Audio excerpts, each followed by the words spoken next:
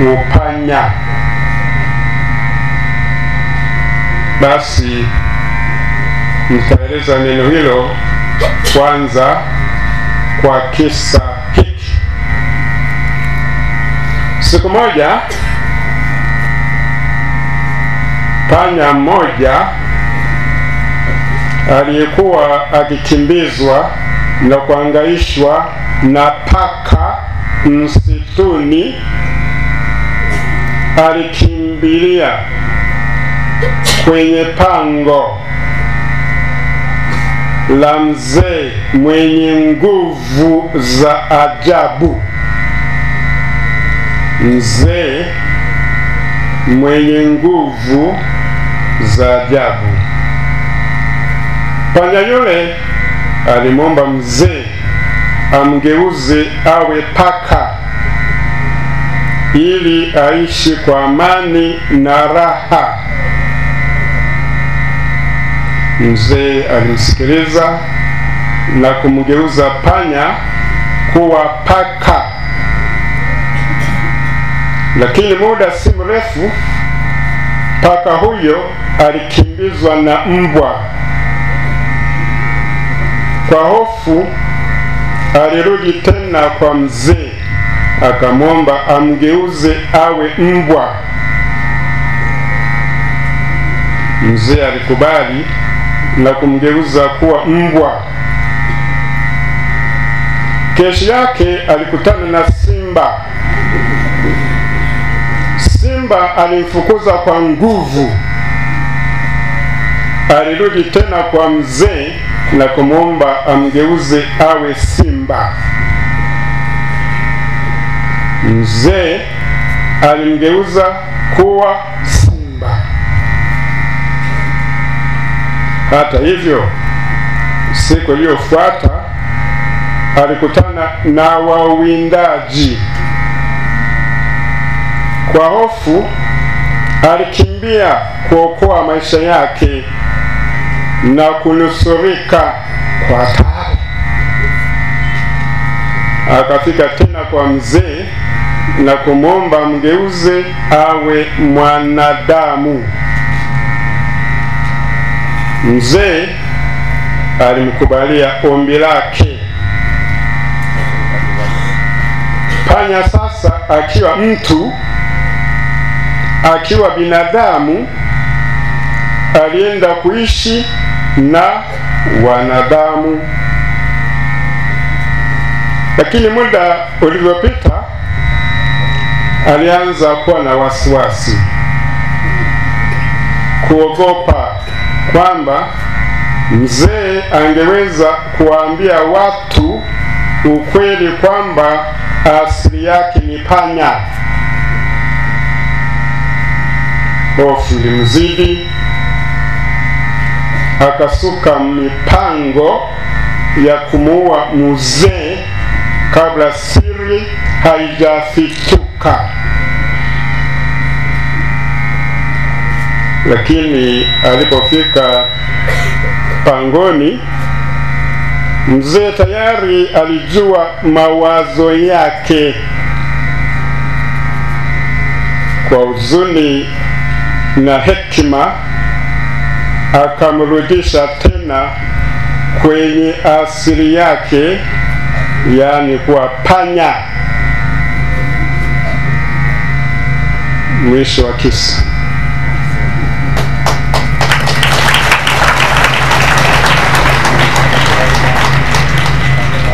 Tunapata funzo gani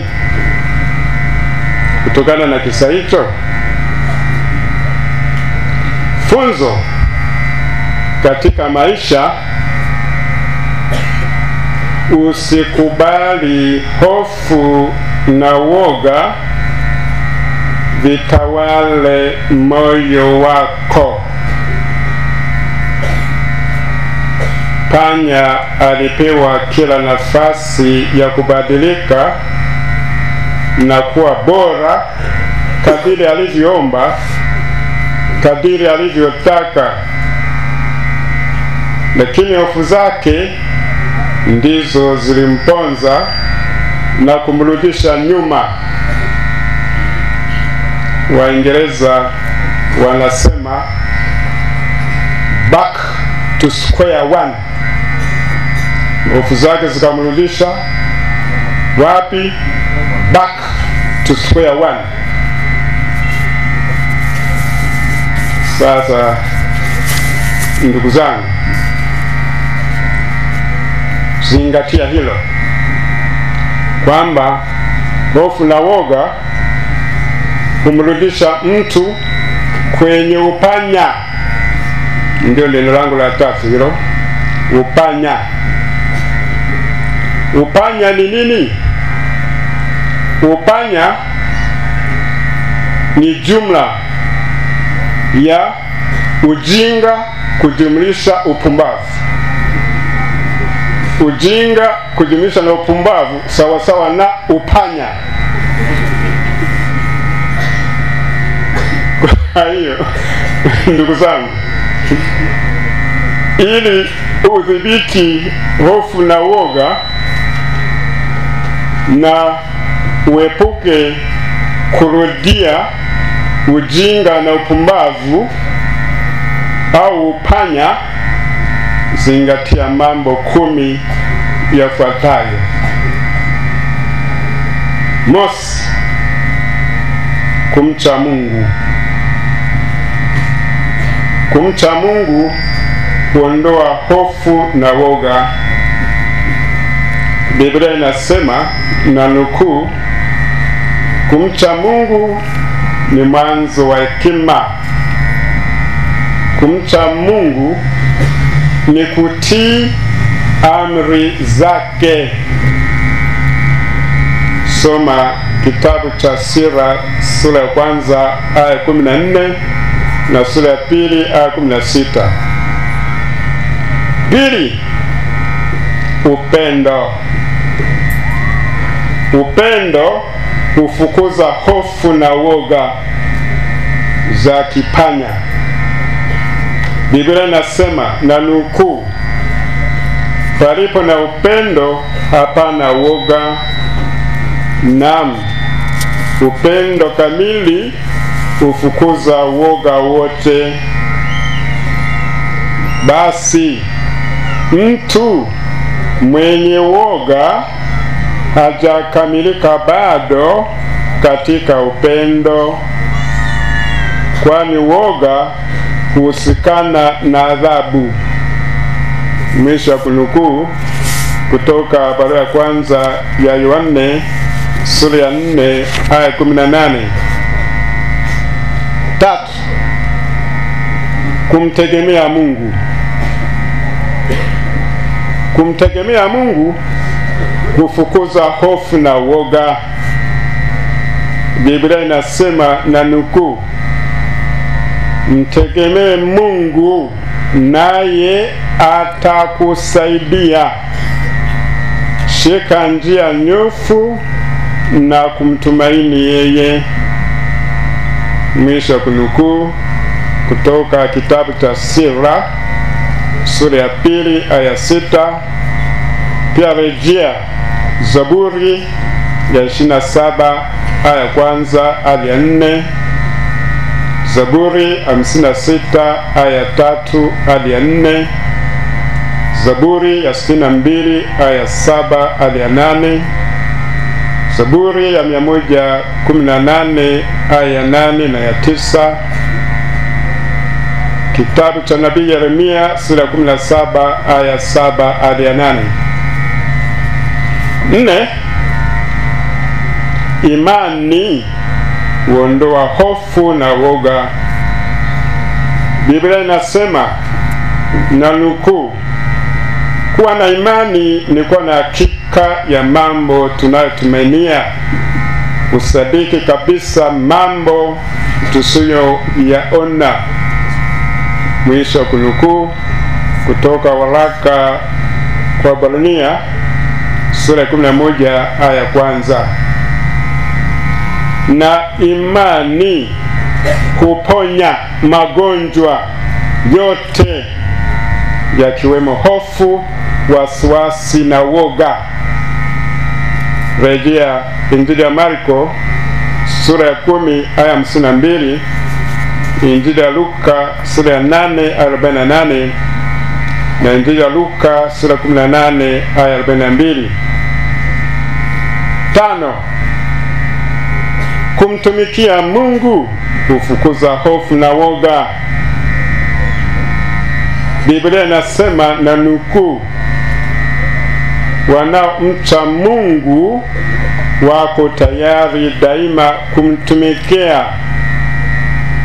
Wao hunyenyekea mbele yake na kusema, tujiweke mikononi mwa Mungu na sio mikononi mwa watu ambao hufa.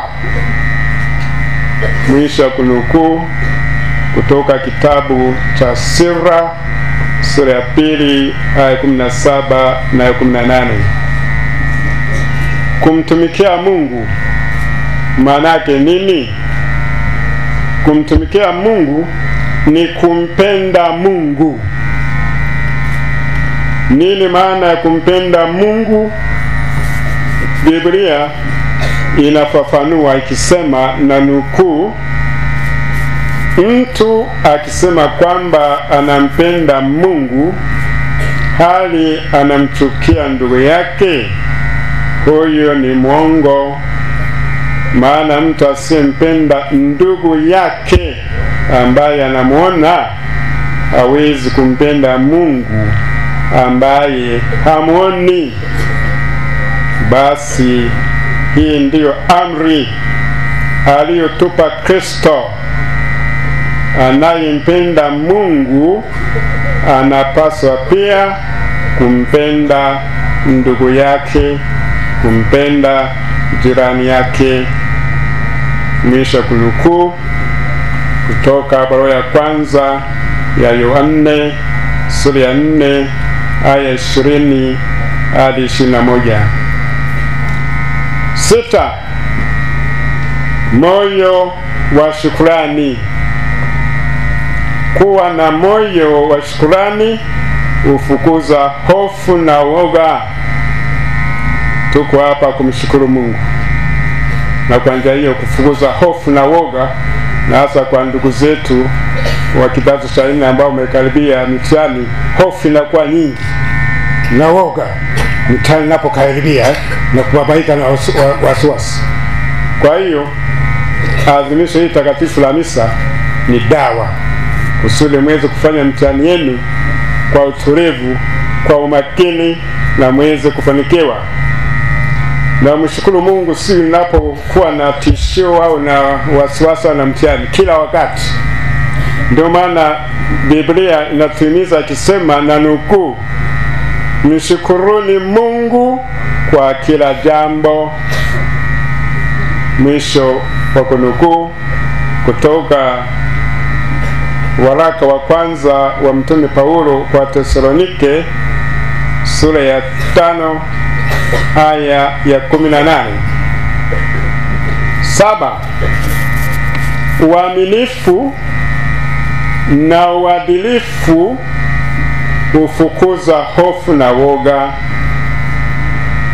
Biblia inasema, na nukuu, mwadilifu na mwaminifu hatashindwa kamwe, huyo atakumbukwa milele. Hana haja ya kuogopa akipata habari mbaya. Ana moyo thabiti na kumtegemea Mwenyezi Mungu. Yuko imara moyoni, wala hataogopa, naye atawaona adui zake wanashindwa. Hutoa kwa ukarimu, wapa masikini, uadilifu wake wadumu milele. Nguvu yake itatukuzwa kwa heshima. Mwisho kunukuu kutoka Zaburi ya 112 aya 6 hadi 9. Uaminifu na uadilifu unaanzia kushinda kishawishi cha kuibia majibu ya mtihani, cha kwenda na majibu kwenye mtihani, kuibia mitihani na mambo mengine, na mengine anaendelea kugushi vyeti, hujashinda vizuri naanza kugushi, unakuwa na vyeti bandia. Hapo wezi kufanikiwa. Hapo unakuwa na woga na hofu. Namna hiyo ni kupalilia upanya ambao haukufikishi mbali. 8. Sala husambaratisha hofu na woga. Biblia inasema, na nukuu, msiwe na wasiwasi juu ya kitu chochote, ila kwa kila hali muombeni Mungu katika sala juu ya mahitaji yenu kwa shukrani. Mwisho wa kunukuu kutoka waraka Mtume Paulo kwa Wafilipi sura ya 4 aya 6. 9. Kutii amri za Mungu hufukuza hofu, huzuni, wasiwasi na woga. Biblia inasema, na nukuu, furaha yangu ni kuzitii amri zako ambazo mimi nazipenda. Soma Zaburi ya 119 aya 47. Kiona mtu mwenye furaha ya kweli anatii amri za Mungu, na huyo hawezi kuwa na hofu wala wasiwasi wala woga. Neno la mwisho 10 ni neno la Mungu. Neno la Mungu, maandiko matakatifu, Biblia, hufukuza hofu na woga vinavyotokana na giza la dhambi, giza la uovu. Watu daima tukiwa gizani huwa tuna hofu na woga wa hatari zinazojificha gizani. Hali kadhalika tunapokuwa kwenye giza la dhambi, dhambi zimetupofusha, na mbaya zaidi zimeua dhamiri zetu. Biblia inasema, na nukuu, neno lako ni taa ya kuniongoza na mwanga katika njia yangu. Mwisho wa kunukuu kutoka Zaburi ya 119 aya ya 105. Unapolipekua neno la Mungu na kulisoma, inakuwa ni taa na ni dawa ya kuondolea upofu machoni, na zaidi upofu akilini na moyoni. Kwa hiyo jitahidi sana kusoma neno la Mungu. Basi narudia mambo 10 ya kufukuza upanya, kudhibiti upanya. Bado nakumbuka, la kwanza kumcha Mungu, la pili upendo, la tatu kumtegemea Mungu, la 4 imani, la 5 kumtumikia Mungu, la 6 moyo wa shukrani, la 7 uaminifu na uadilifu, la 8 sala, la 9 kutii amri za Mungu, la 10 neno la Mungu. Mnadhifu amekamata yote haya. Mtashinda mtihani. Hongera. Mungu atabariki.